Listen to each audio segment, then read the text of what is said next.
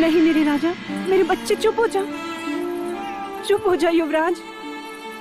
न जाने से आज क्या हो गया, आज तो ये शांत ही नहीं हो रहा।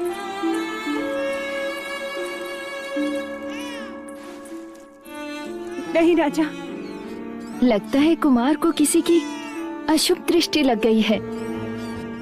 लौशिका, युवराज की नजर उतारो शीघ्र।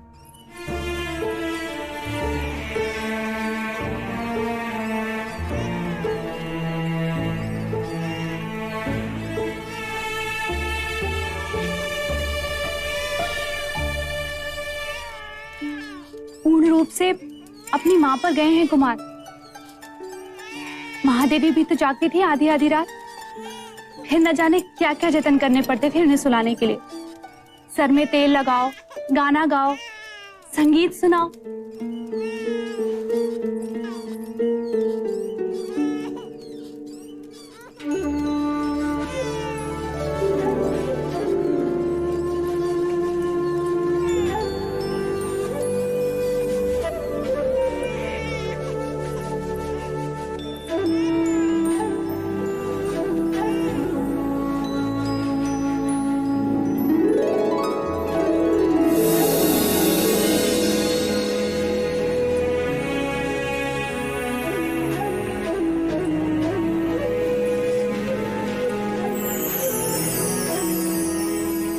देख तो प्रजापति, तेरी बांसुरी सुनकर कैसे शांत हो गया।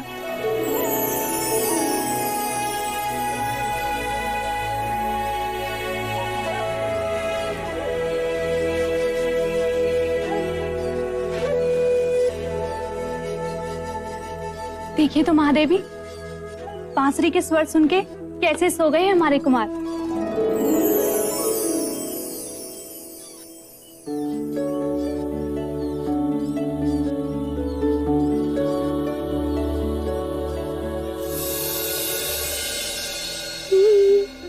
ये क्या कर रही हो मंगला? आर्या, तुम्हारी आंखों को क्या हुआ? क्या हुआ? कुछ भी तो नहीं। अगर कुछ हुआ नहीं है तो फिर देखकर भी पूछ क्यों रहे हो? क्या कर रही हो मंगला? मैं ये पूछ रहा हूँ कि तुम ये दिए क्यों जला रही हो? हाँ, अब ये सही प्रश्न। दिए कब जलाते हैं? जब कोई पर्व होता है। आज पर्व ही तो है। किंतु आज कौन सा पर्व है? अरे, महामुनि असित ने हमारे देवदत्त के लिए भविष्यवाणी जो की है। भविष्यवाणी? किंतु वो भविष्यवाणी तो सिद्धार्थ के लिए थी। हाँ, उसी के लिए की थी। शब्द सिद्धार्थ के लिए थे, पर मर्म देवदत्त के लिए था। वो कैसे? आंखें बड़ी करो आर्य, आंखें बड़ी करो। अरे, सिद्धार्थ बड़ा होकर सन्यासी बनेगा तो राजगद्दी पर देवदत्त ही तो बैठेगा ना।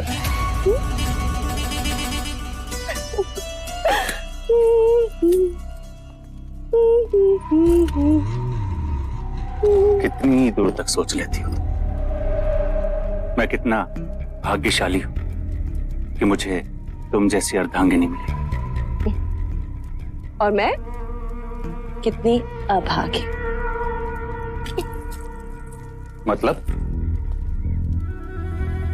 मतलब मूछे होती तो महाराज बनते। मांग है इसलिए मंगला।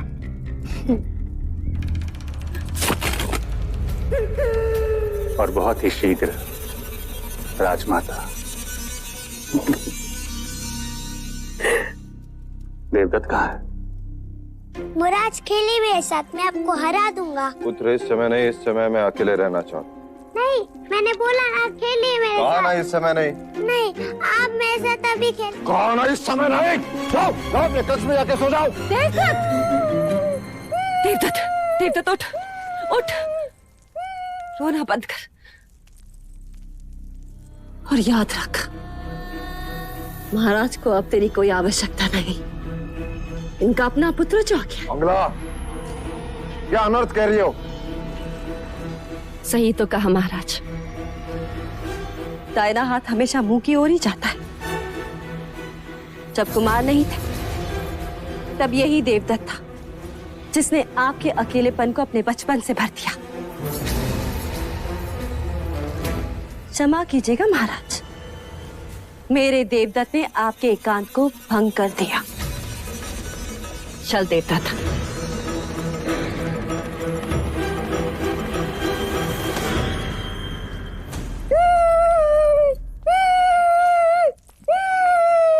शांत शांत हो जा, मैंने कहा ना, एकदम चुप चुप हो जा। धीरे धीरे मंगला दीदी, सिद्धार्थ अभी अभी सोया है। तुम्हें क्या हुआ? तुम क्यों रो रहे? आज महाराज पहली बार देवदत्त पर क्रोधित हुए हैं। महाराज? क्यों? आपके कारण। हमारे कारण? आप महादेवी माया को वचन देकर भूल गई महादेवी प्रजापति। आपने कहा था कि आप दोनों का ध्यान रखेंगी, परंतु युवराज सिद्धार्थ के लालन पालन में इस तरह डूब गई हैं आप कि व्यथा में डूबे महाराज पर ध्यान ही नहीं रहा आपका। मां तो बन गई, परंतु पत्नी का धर्म भूल गई। इस समय जब महाराज को आपके शयन कक्ष में होना चाहिए, वो व्यथित राज्यसभा में बैठे हैं। आप महादेवी हैं, किंतु आयु में मैं आपसे बड़ी हूं।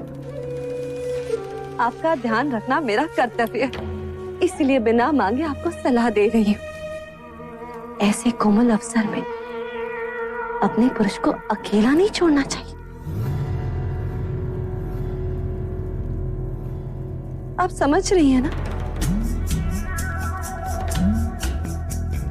चल देवदत्त।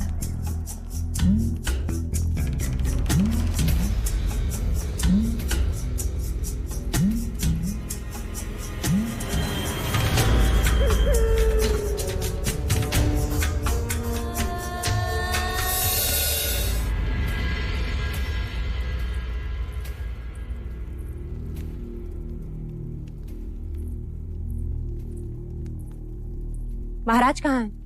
अभी अभी प्रशिक्षण क्षेत्र की ओर गए हैं महादेवी।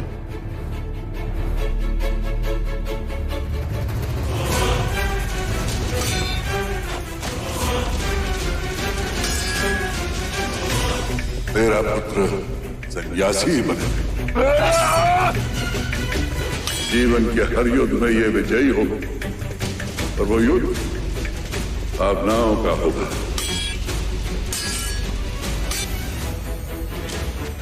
भले इसने तेरे क्षत्रिय कुल में जन्म लिया हो, पर रूप सन्यासी का लेकर आया है। क्षमा महाराज। दोष तुम्हारा नहीं, मैं बेध्यान हो गया था।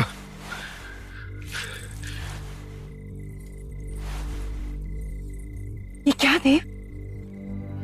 ये कोई समय है प्रशिक्षण का? नींद नहीं आ रही थी, व्यथित था, अपने क्रोध पर काबू नहीं कर पा रहे थे, इसलिए। ऐसी कौन सी व्यथा है देव जिसने आपको इतना चिंतित कर दिया? मैं शाक्य कुल का पतन होते नहीं देख सकता देवी। मैं क्षत्रियों का अपना धर्म छोड़ते नहीं देख सकता। जिन हाथों में मैं तलवार देखना चाहता हूं, उन हाथों में मैं कमंडलू कैसे देखूं?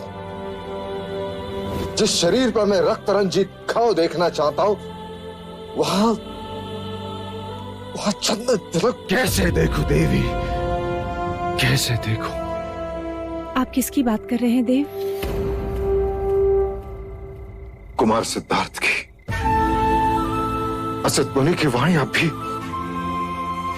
भी गूंज रही है मेरे कान में। आप अकारण ही व्यथित हो रहे हैं देव। कल किसने देखा है? इतना जप तप यज्ञ के पश्चात एक पुत्र हुआ, और वो भी सन्यासी।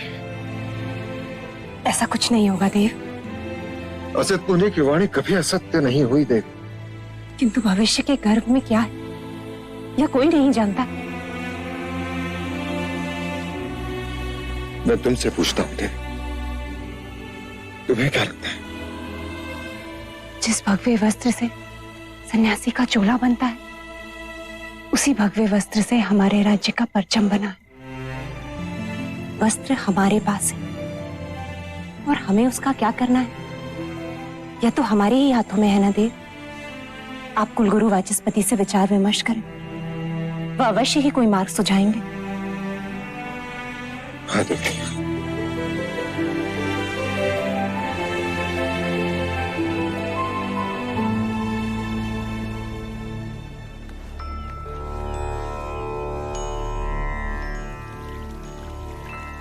मूलाथो ब्रह्म रूपाया मध्याथो विष्णु रूपेने अगर्त शिव रूपाया वृक्ष राजाय थे नमः। महादेवी प्रजापति, आपका यह विचार अति सराहनीय है। यदि हर परिवार अपने मृत आत्मा की स्मृति में एक वृक्ष लगाए और उनका जतन करे तो पृथ्वी सदैव हरित रहेगी और उनकी स्मृति भी जीवित रहेगी। आज हमने ये वृक्ष लगाकर महादेवी महामाया की स्मृति को सदैव के लिए धरती से जोड़ दिया है। महादेवी महामाया की, महादेवी महामाया की, महादेवी महामाया की।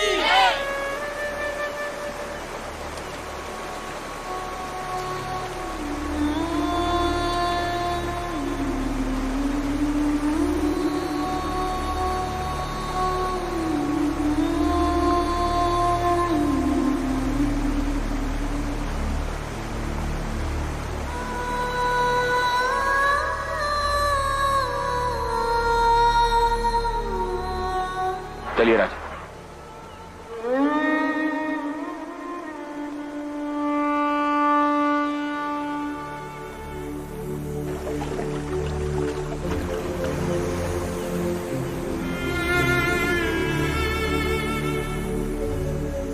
गुरुवर्य, मुझे आपके मार्गदर्शन की आवश्यकता है। अवश्य राजा। आप तो जानते हैं कि असित मुनि ने भविष्यवाणी की है कि सिद्धार्थ बड़ा होकर सन्यासी बनेगा, परंतु मैं चाहता हूं कि सिद्धार्थ बड़ा होकर चक्रवर्ती सम्राट बने। मुझे यही चिंता सता रही है कि सिद्धार्थ का भविष्य क्या होगा। इस बहते पानी को देख रहे हैं राजन?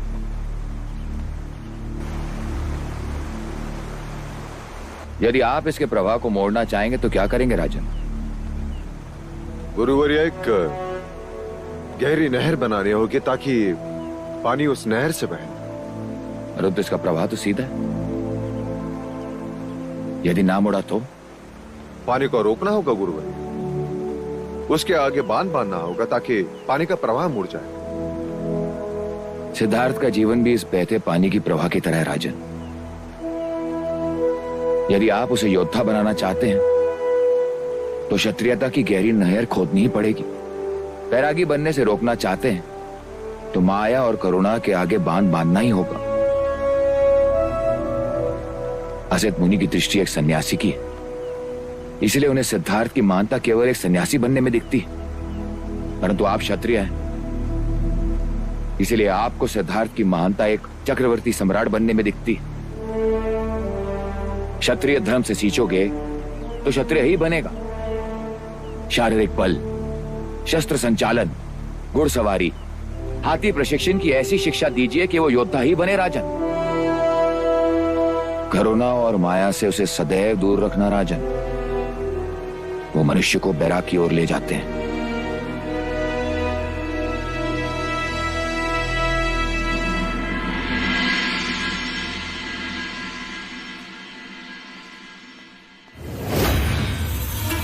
महाराज, वो भी अकेले?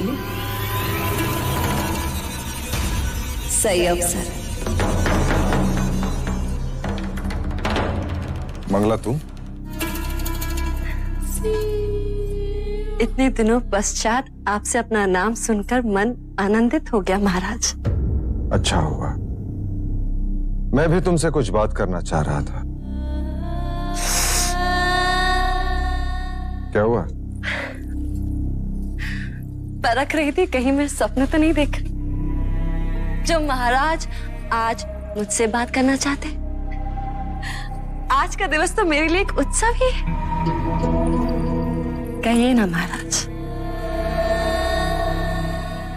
अब हम सबको मिलकर युवराज का ध्यान रखना है।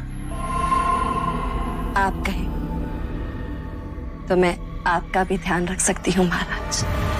कुछ मर्यादाओं का उल्लंघन अच्छा नहीं होता और कुछ इच्छाओं का दमन संभव नहीं होता महाराज। तुम फिर से वही बात कर रही हो? क्योंकि मैं वो बात आज तक नहीं भुला सकी।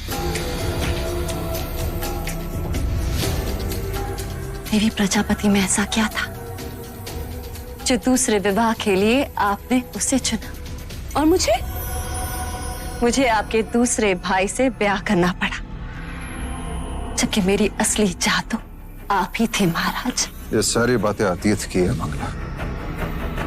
फिर ये बात आज भी मेरे आगे प्रश्न बनकर खड़ी है महाराज। आज उस प्रश्न का उत्तर भी सुन लो। दूसरे ब्याह की बात महादेवी महामाया की इच्छा थी और प्रजापति उसकी बहन। उसमें मेरे रुचि या अरुचि का कोई प्रश्न नहीं और ये बात अब व्यर्थ है, समय का नाश है।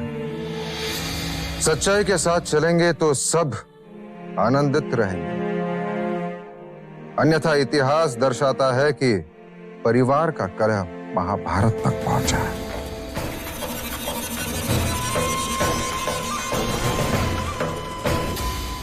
महाराज शुद्धोदन,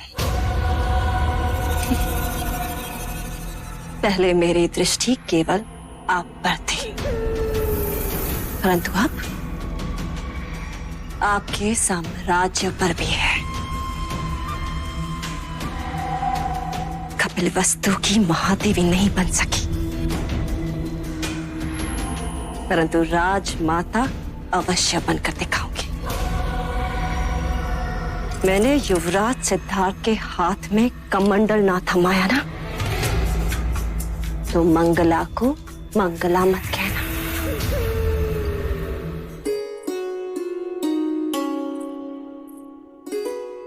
अब देखें कैसा लग रहा है। महादेवी प्रजापति, क्या हम भीतर आ सकते हैं? आपको भीतर आने के लिए आज्ञा की आवश्यकता कब से पड़ गई? आइए छोटे राजा।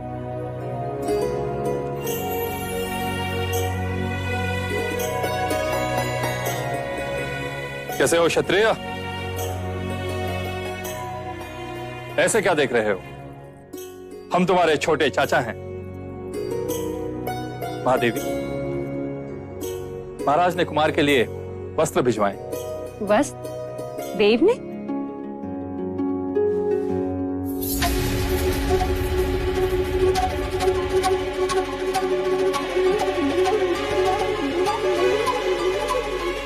लोहे की चादर? प्रतिरात्र कुमार को यही वस्त्र उड़ाकर सुलाया जाए, यही भाई महाराज का आदेश है। महाराज चाहते हैं कि कुमार अभी से लोहे से खेलें, उसे छुएं, उसे अपना लें, जिससे बड़े होकर उन्हें लोहा भारी न लगे। आपके भाई महाराज इस वक्त हैं कहाँ? पता नहीं महादेवी, किसी गुप्त मंत्रणा के लिए गए।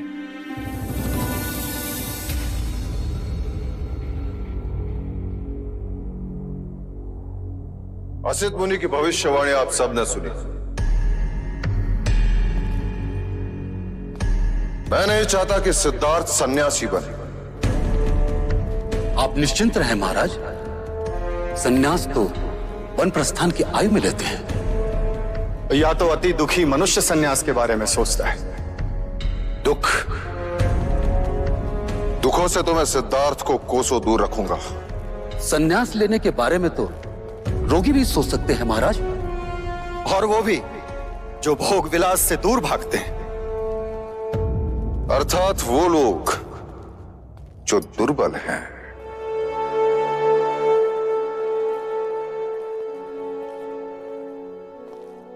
इसका तात्पर्य यह है कि हमें दुखी और दुर्बलता से, गरीब, रोगी और वृद्धों से सिद्धार्थ को दूर रखना होगा। परंतु ये तो असंभव है महाराज। राज्य में गरीब, वृद्ध, रोगी, प्रजाजन तो रहेंगे ही। उन सबसे सिद्धार्थ को कैसे दूर रख सकते हैं?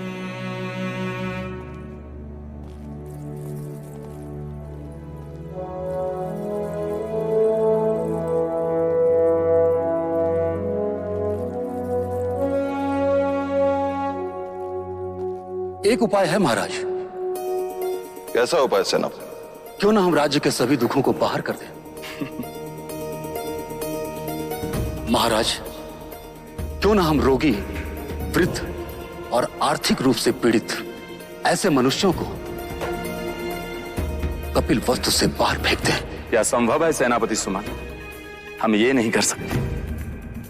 हमारा कर्तव्य प्रजा की सेवा है, उन पर अन्याय करना नहीं।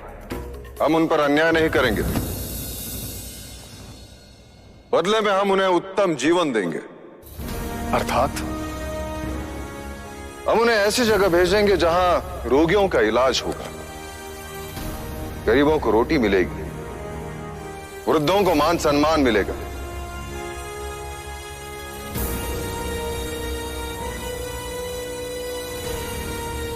क्या आपको मेरा प्रस्ताव अच्छा नहीं लगा? लोक कल्याण के साथ साथ हमारा हेतु भी पूर्ण हो जाए। क्षमा महाराज, किंतु इतने लोगों को हम बसाएंगे कहां? ये लोग हमारे कहने से जाने भी तो चाहिए। मैं स्वयं उन्हें समझाऊंगा।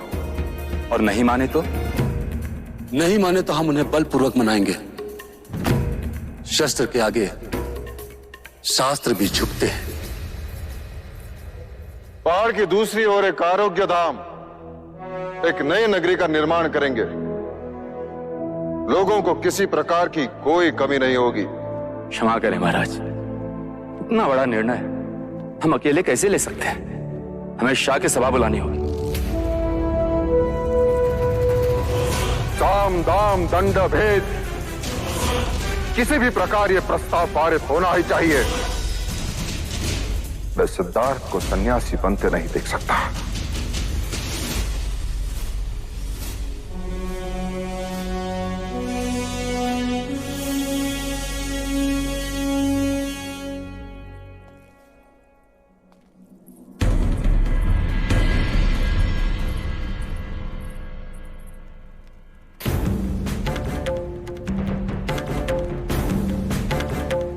हमारी सभा संबोधन के बाद प्रस्ताव सर्वानुमति से पारित होना चाहिए। आप निश्चिंत रहे महाराज, सभी को समझा दिया गया है। कोई सिक्कों की बोली समझा तो कोई तलवार की भाषा, कोई विरोध शेष नहीं है।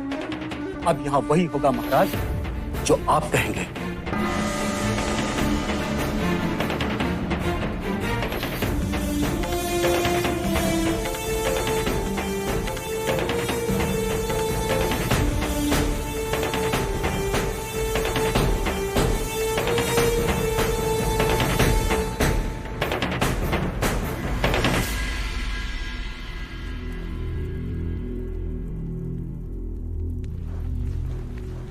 आज की तत्काल सभा का तात्पर्य यह है कि मैं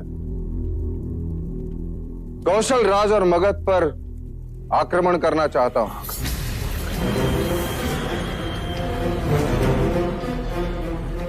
क्या हमने कुछ असत्य कहा?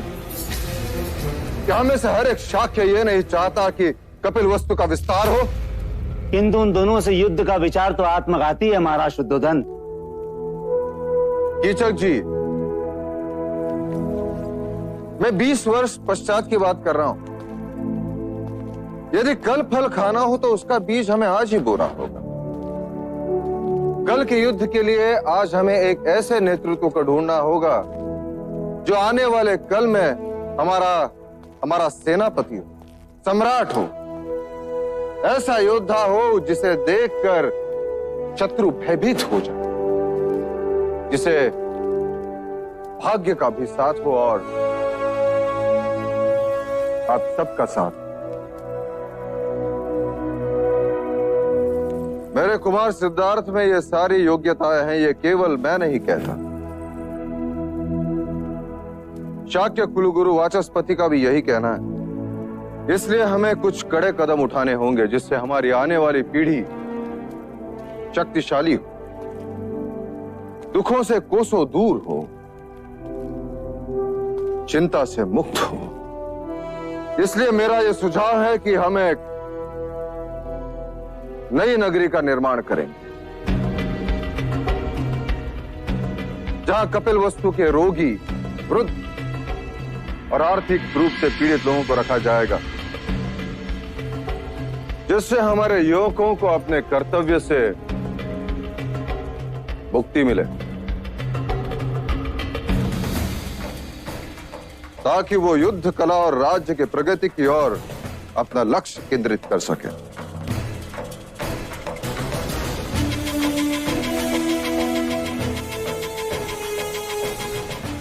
यदि मेरे प्रस्ताव पर किसी का विरोध हो तो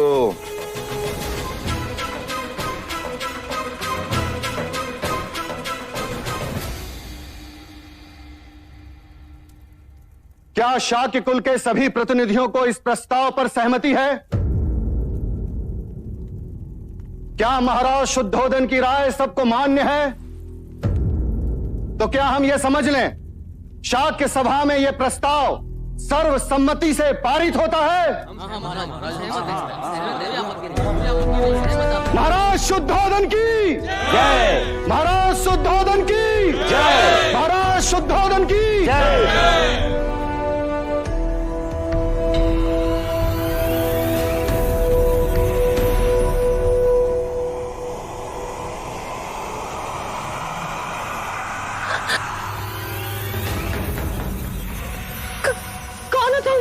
हाँ, हमारी दादी तंत्र मंत्र जानती हैं।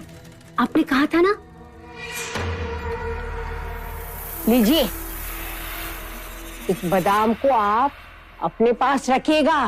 देखिएगा आज आपको कोई न कोई शुभ संदेश मिलेगा। हाँ ठीक है, जाओ यहाँ से। शुभ संदेश मिलते ही इसे पानी में बहा दीजिएगा। हाँ ठीक है, जाओ। आओ दादी, आओ।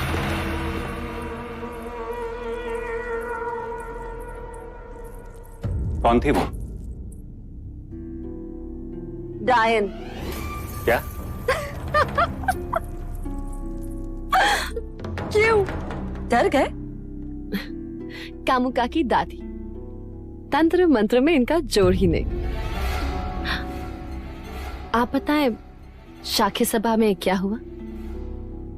नई नगरी का प्रस्ताव पारित हो गया। नई नगरी? सुनिए सुनिए सुनिए, कपिलवस्तु के सभी प्रजाजनों के हित में महाराज शुद्धोधन ने एक ऐसा निर्णय लिया है जो कभी किसी राजा ने अपनी प्रजा के हित में नहीं लिया। सुनिए सुनिए सुनिए। बात तो भाई महाराज के स्वार्थ की है, किंतु दिखावा परमार्थ का। और ये प्रजा है कि उनको और कुमार सिद्धार्थ को आशीर्वाद दे रही है। नई नगरी? सचमुच? ऐसा परमार्थी राजा ना हमने कभी देखा न सुना। कुमार सिद्धार्थ जुक जुक जिए। ये तो अनर्थ है। प्रजा की आंखों में धूल झोंकने की बात है आर्य। हमें कुछ ऐसा करना होगा जिससे महाराज का मुखौटा उतर जाए, प्रजा को सच्चाई का पता चले, महाराज शुद्धोधन अपमानित हो और कुमार सिद्धार्थ को भी प्रजा अभिशाप माने। किंतु ये कार्य करेगा कौन?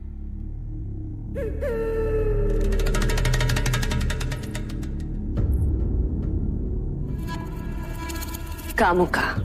नई नगरी का लाभ लेने के लिए सभी गरीब, वृद्ध और रोगियों को 2 दिन में कपिलवस्तु छोड़कर वहां जाना होगा।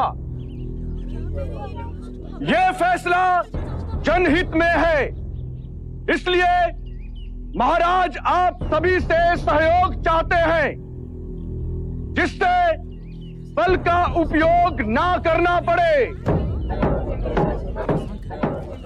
ऐसे कैसे बोल रहे हैं ये लोग?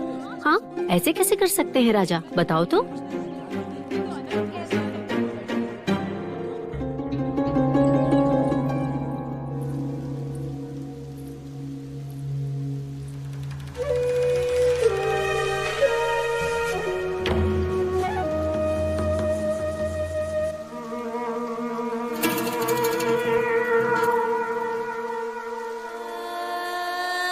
अरे इस भलाई के पीछे कितना स्वार्थ छिपा है, ये तो अंदर की बात है।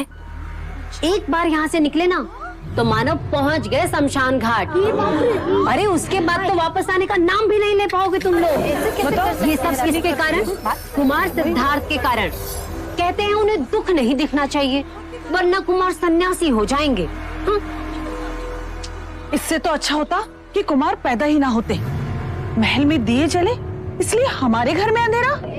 तो अरे कहते हैं बड़ा भाग्यशाली है, जन्म लेते ही माँ को खा गया और अब बड़ा हुआ तो ये कपल वस्तु खाली करवा रहा है। ये कैसा भाग्यशाली है? हाँ महाराज को रोकिए महादेवी प्रजापति। पुत्र प्रेम में पिता अंधा हो सकता है, ये तो सुना था, पर इतना क्रूर इतना कठोर भी हो सकता है, ये पहली बार देखा। क्या हुआ मंगला दीदी?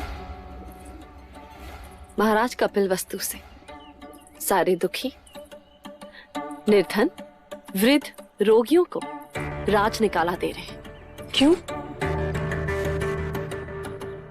युवराज सिद्धार्थ के लिए, जिससे वो दुख ना देखे, उनमें करुणा ना उपजे और वो कभी सन्यासी ना बने।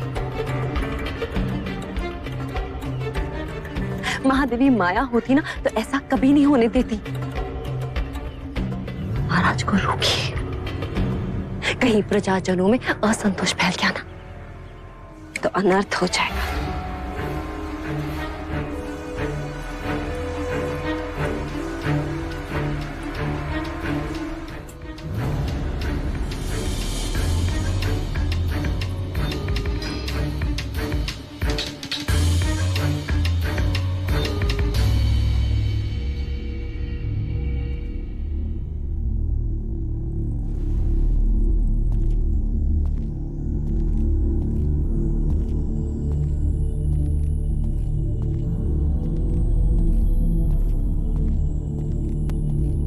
प्रजापति तुम? बहुत ठेस पहुंची है देव। यदि महादेवी माया जीवित होती तो क्या आप उनसे भी यह बात छुपाते? कौन सी बात? यह कैसा न्याय है देव कि मुनिवर असित ने भविष्यवाणी की और आपने पूरे कपिल वस्तु को बेघर कर दी। अच्छे भविष्य के लिए वर्तमान को दंड भुगतना ही पड़ता है देवी। किसका भविष्य? कुमार सिद्धार्थ का। तो उसके लिए प्रजा क्यों दंड भुगते? अभी भी समय है देव, अपना आदेश वापस ले लीजिए, अन्यथा प्रजा का रोष हमें जीने नहीं देगा। क्या मिलेगा आपको यह करके? कपिल वस्तु को भावी सम्राट जो संपूर्ण भारतवर्ष पर राज करेगा। प्रजा को दुखी करके कभी कोई राजा खुश नहीं रह सकता देव। किस किस से दूर रखेंगे आप कुमार को? प्रकृति के भेद छुपाए नहीं छुपते। आप उनसे मनुष्य का दुख छुपाएंगे, मृत्यु छुपाएंगे, किंतु वृक्ष से गिरते पीले पत्ते कैसे छुपाएंगे? मुरझाते फूल कैसे छुपाएंगे देव? देवी तुम्हारी भावनाएं मुझे दुर्बल कर रही हैं। और पुत्र प्रेम आपको निष्ठुर। कहीं ऐसा ना हो कि कुमार बड़े हो और इस कांड का उल्लेख निकले तो उनका सर शर्म से झुक जाए। प्रजापति, ये मत भूलो कि मैं उसका जन्मदाता हूं। मेरा अधिकार तुमसे बढ़कर है। मैं उसके लिए जो कुछ भी कर रहा हूं उसके हित में कर रहा हूं। ना वो दुख देखेगा ना मृत्यु जिससे वैराग्य उत्पन्न होता है।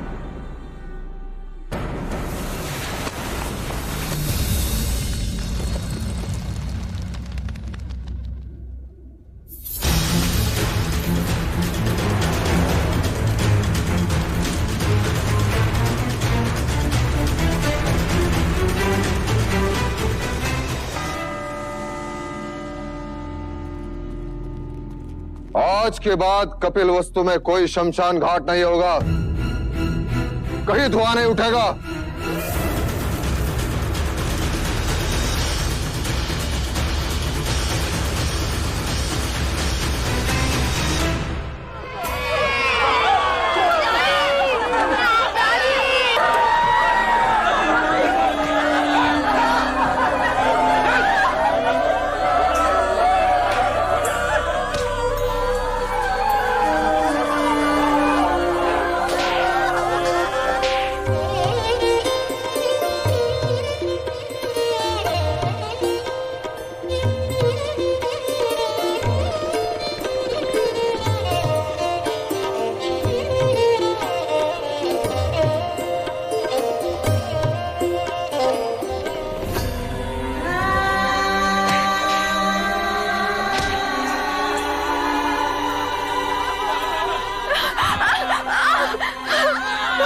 अरे ले जाओ इसे भी, नहीं रह पाएगा अपनी दादी के बिना ये। अरे कल बीमार होगा तभी लेके जाओगे इसे तुम। ये मत भूलो कि मैं उसका जन्मदाता हूं। मेरा अधिकार तुमसे बढ़कर है।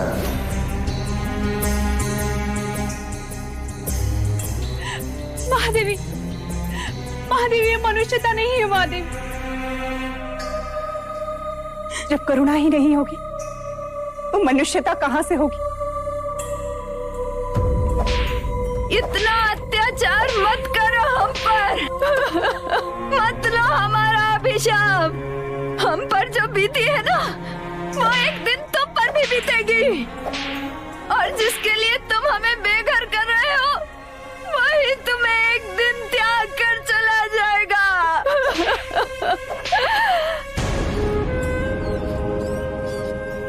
मैं तुझसे पूछ रही हूँ, और कितनी देर लगाएगा तू? और तू कब से निष्ठुरों का साथी बन गया? बोल, चुप क्यों है तू? क्या हमारा दुख तुझ तक नहीं पहुंचता? इस आतंक को देखकर तेरी आंख से आंसू क्यों नहीं बहते?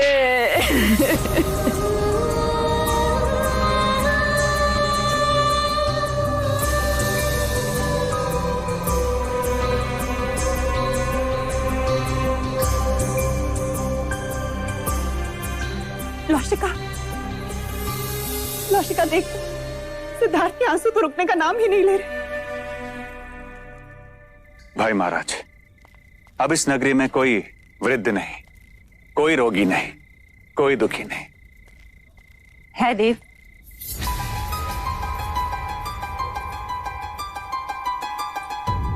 कौन दुखी है? कुमार सिद्धार्थ। उनके आंसू नींद में भी रुकने का नाम नहीं ले रहे। वह सुषेण को तत्काल बुलाया जाए। जी भाई महाराज। दुख केवल तन में या आसपास नहीं होता, मन का भी होता है। मन के दुख का क्या करेंगे देव? क्षत्रिय के मन में केवल स्वाभिमान रहता है,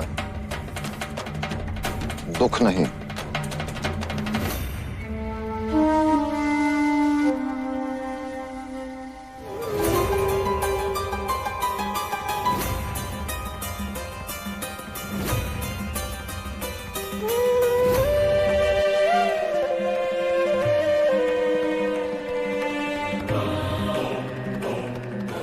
कुमार ने अवश्य कोई डरावना सपना देखा होगा, इसी कारण नींद में आंसू बहे होंगे।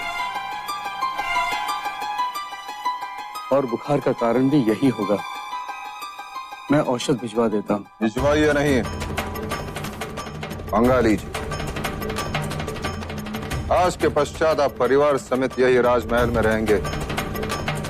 आपका केवल एक ही कर्तव्य होगा कि राजमहल में कोई भी रोगी ना हो, मानसिक रूप से, शारीरिक रूप से।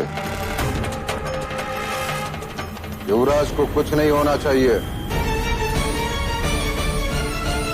डर में बीत गए दिन कितने, सन्नाटे में रातें, साम दाम दंड भेद के डंडे करते रहे बस बातें। आंखों में आंसू है भरे, होठों पे लिए मुस्कान, समय बीतता चला गया पर कर गया जग वीरान, कर गया जग वीरान।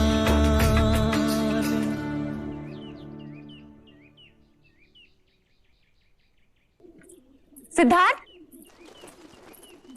सिद्धार्थ, सिद्धार्थ, देवदत्त, सिद्धार्थ कहाँ है? वन मनुष्य तो वन में ही रहता है।